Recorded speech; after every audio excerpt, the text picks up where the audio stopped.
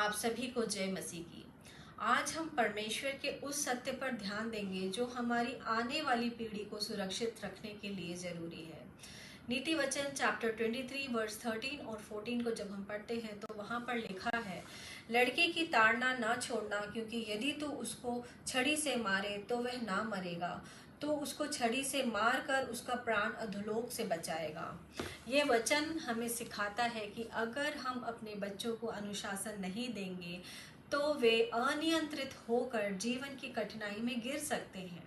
लेकिन यहाँ बात शारीरिक दंड की नहीं है, यह एक आध्यात्मिक संदेश है अपने बच्चों को सही रास्ते पर लाने का।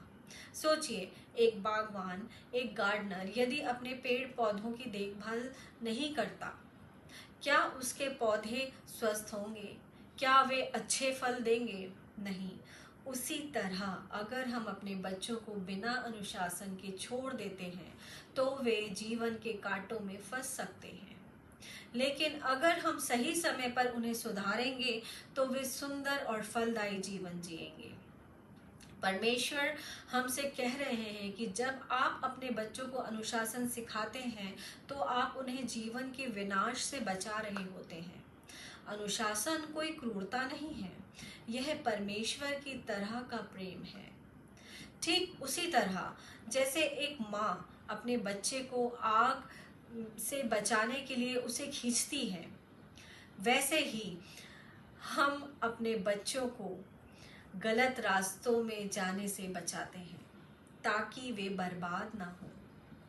और सोचिए, अगर परमेश्वर हम पर अनुशासन नहीं करता, अगर वे हमें हमारे पापों में छोड़ देते तो हमारा क्या होता? हम तो बर्बाद हो जाते। लेकिन परमेश्वर हमें सुधारता है, हमें प्यार से सही रास्ता दिखाता है ताकि हम उसका आशीर्वाद पा सकें। इसलिए बच्चों को सुधारना उनका भविष्य सुरक्षित करने के समान है। यह सजा नहीं है बल्कि एक दिव्य मार्गदर्शन है। जैसे आप बगीचे में अपने पेड़ पौधों की काट छांट करते हैं ताकि वे अच्छे से बढ़ें, उसी तरह अपने बच्चों को सिखाना और उन्हें सुधारना ताकि वे जीवन के आशीर्वाद को पा सकें। आप सब सोचें, क्या आप अपने बच्चों को अंधकार में जाने देंगे या उन्हें प्रकाश की ओर लाएंगे? परमेश्वर हमें अपने वचन से समझा रहे हैं कि अनुशासन का मतलब जीवन की ओर ले जाना है। इसलिए जब आप अपने बच्चों को सिखाते हैं, उन्हें सही दिशा में लाते हैं, तो आप उनके जीवन को बचा रहे हैं।